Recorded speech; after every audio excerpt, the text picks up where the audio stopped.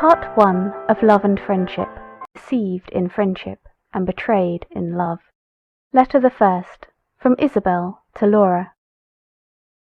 How often, in answer to my repeated entreaties that you would give my daughter a regular detail of the misfortunes and adventures of your life, have you said, "No, my friend, never will I comply with your request, till I may be no longer in danger of again experiencing such dreadful ones."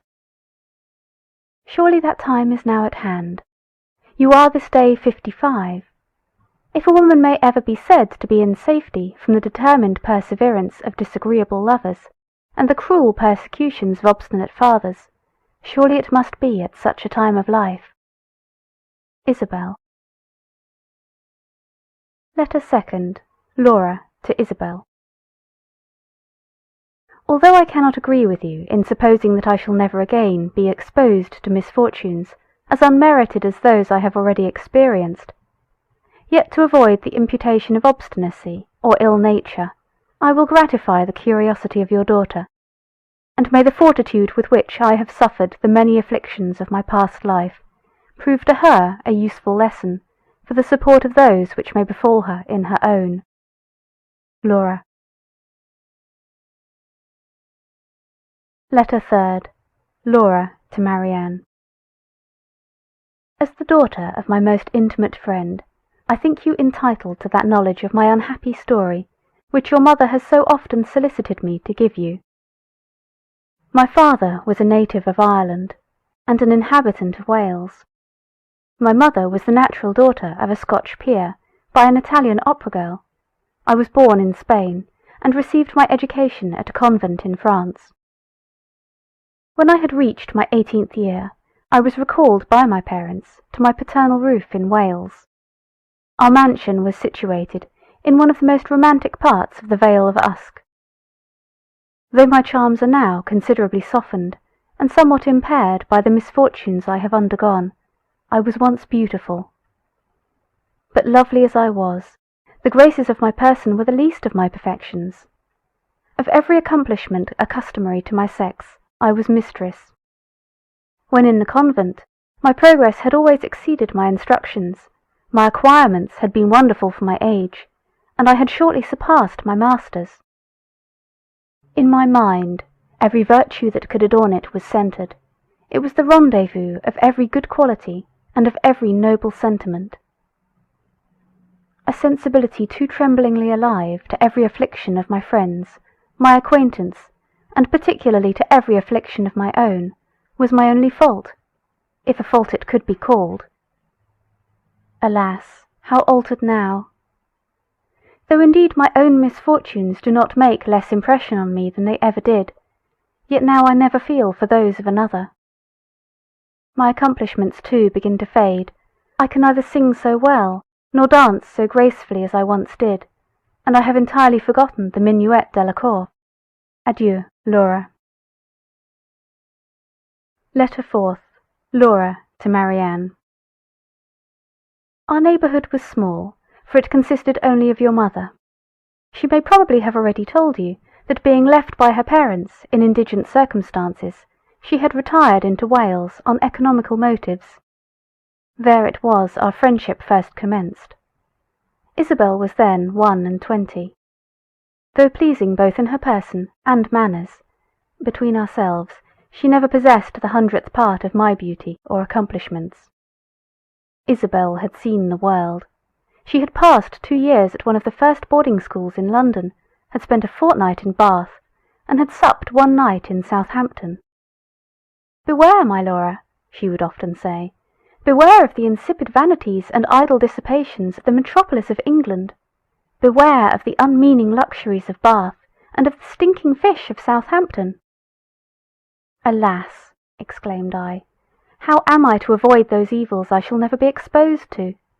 What probability is there of my ever tasting the dissipations of London, the luxuries of Bath, or the stinking fish of Southampton? I, who am doomed to waste my days of youth and beauty in a humble cottage in the Vale of Usk." Ah, little did I then think I was ordained so soon to quit that humble cottage for the deceitful pleasures of the world. Adieu, Laura. Letter 5th. Laura to Marianne. One evening in December, as my father, my mother, and myself were arranged in social converse round our fireside, we were on a sudden greatly astonished by hearing a violent knocking on the outward door of our rustic cot. My father started. "What noise is that?" said he. "It sounds like a loud rapping at the door," replied my mother.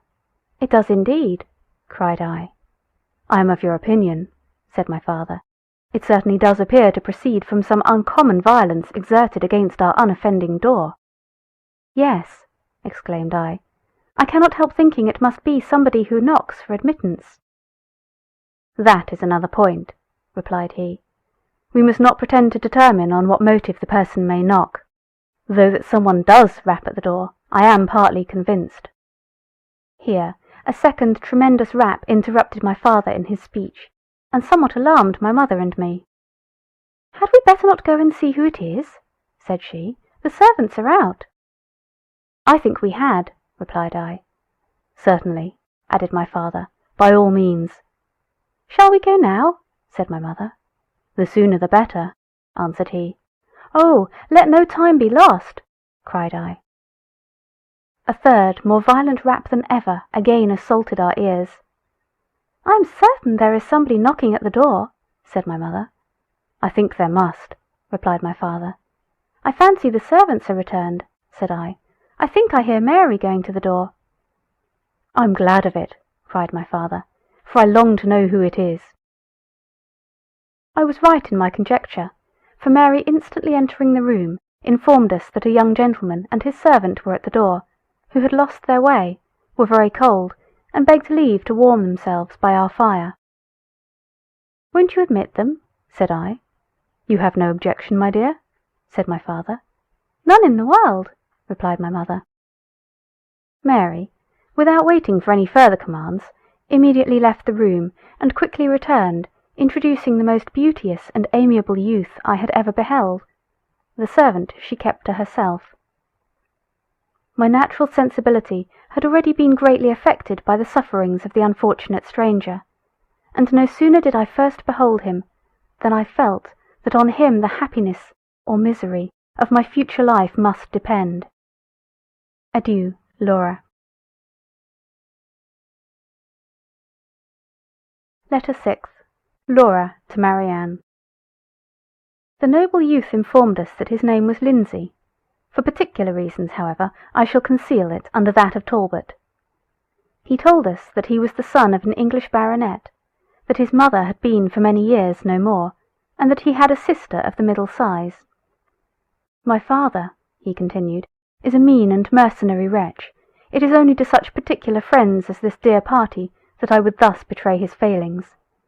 Your virtues, my amiable Polydore," addressing himself to my father, "yours, dear Claudia, and yours, my charming Laura, call on me to repose in you my confidence."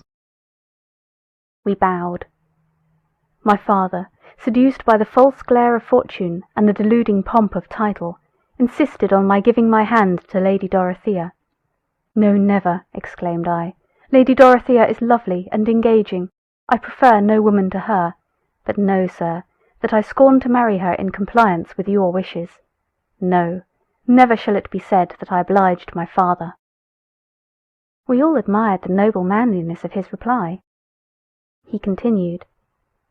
Sir Edward was surprised. He had perhaps little expected to meet with so spirited an opposition to his will.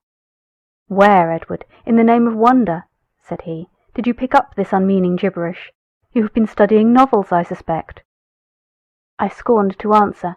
It would have been beneath my dignity. I mounted my horse, and followed by my faithful William, set forth for my aunt's. My father's house is situated in Bedfordshire, my aunt's in Middlesex, and though I flatter myself with being a tolerable proficient in geography, I know not how it happened, but I found myself entering this beautiful vale, which I find is in South Wales, when I had expected to have reached my aunt's. After having wandered some time on the banks of the Usk, without knowing which way to go, I began to lament my cruel destiny in the bitterest and most pathetic manner. It was now perfectly dark. Not a single star was there to direct my steps.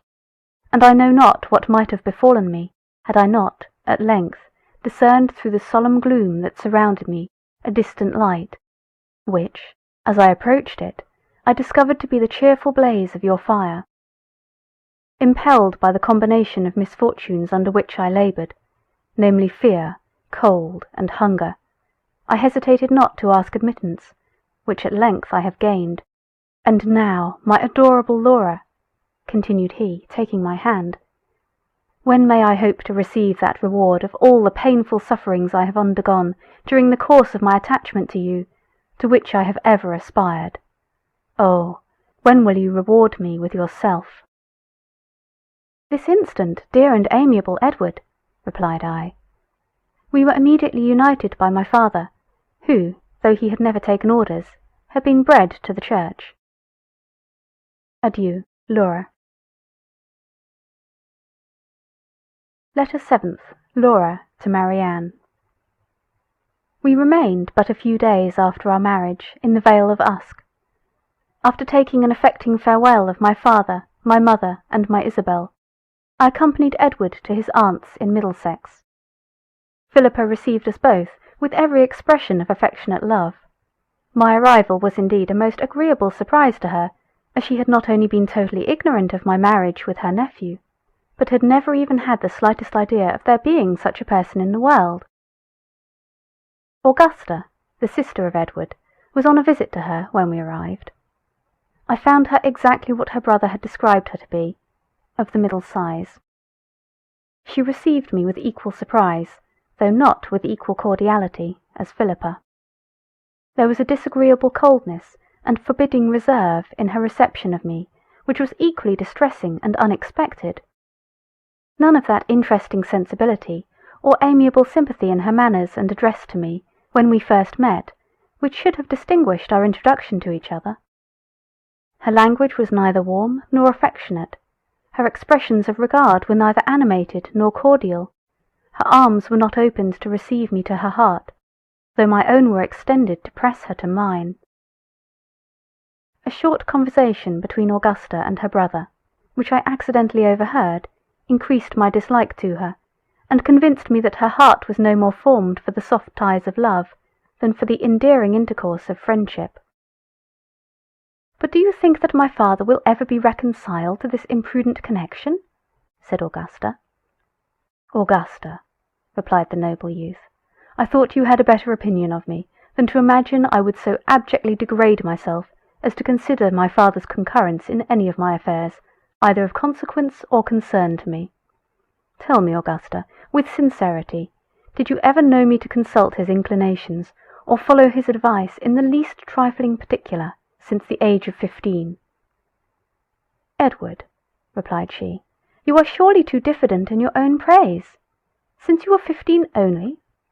My dear brother, since you were 5 years old, I entirely acquit you of ever having willingly contributed to the satisfaction of your father. But still I am not without apprehensions of your being shortly obliged to degrade yourself in your own eyes by seeking a support for your wife in the generosity of Sir Edward." "Never, never, Augusta, will I so demean myself," said Edward,